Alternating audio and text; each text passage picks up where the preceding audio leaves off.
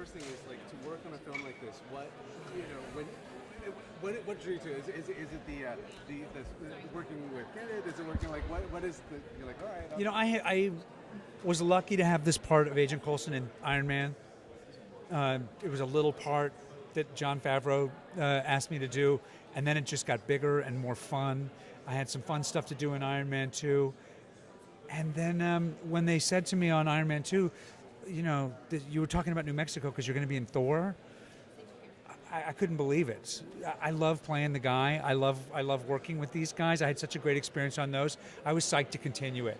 Every time I've played Agent Coulson, it's been kind of more fun than the time before. In a way, it's really lucky because you've got this 9-picture deal, almost, you know, and yeah. Yet you get to work with different directors at the same time. So are you able to see the differences between working with somebody like Kenneth and working with somebody like John?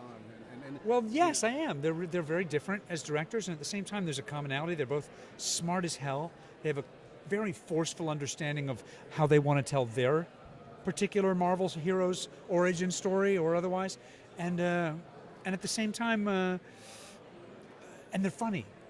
There's very smart, funny people involved. I think Kevin Feige and the guys at Marvel have done an amazing job of putting together people who are very different for the different movies and really right for those movies, and at the same time share a real love for the source material and a real intelligence. Last question: what role do you play in this, you know, retelling or telling of Thor? Then, what kind? I play the same guy, Agent Coulson. And you interact with them. Like, is there something that you kind of draw the storyline along, or do you just kind of show? Well, up? at the end of Iron Man 2, you saw me in the desert finding the hammer. So what we know from that is there's a gigantic crater in New Mexico and a hammer, and we got to find out who lost the hammer. Brilliant. Thank you very much. Yeah.